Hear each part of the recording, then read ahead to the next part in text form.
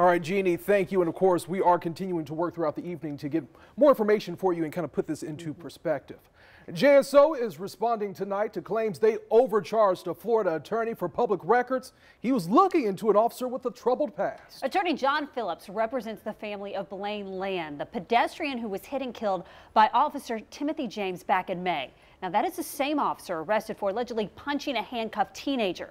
The Jacksonville Sheriff's Office notified Phillips that the total cost to pull the records he was requesting would be almost $314,000. First Coast News reporter Jason Rantala tells us how JSO is trying to correct the narrative. Jason. Well, Anthony, Sheriff Williams spoke for a solid half hour here at JSO addressing questions left and right from the media. The sheriff admitting just a half an hour ago that this controversy could likely have all been avoided with some better communication on JSO's end. Now, the sheriff wanted to address something right away. He wanted to correct the narrative of what Attorney John Phillips told our Ken Amaro yesterday.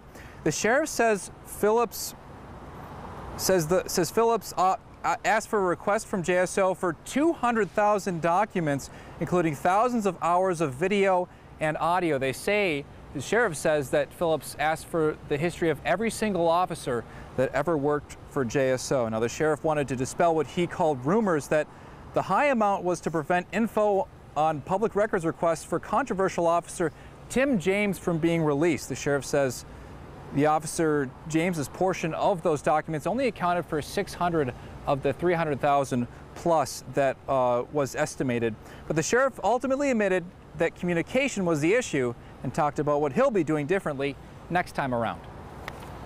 Lessons learned. So I think some communication quicker from us could help. I think a conversation between, in this case, a conversation between John and someone in the sheriff's office to say, look, you're going to get an estimate for 300 grand because of what you asked for. Do you want to parse that down, or where do you want to go, or do you want to talk about it?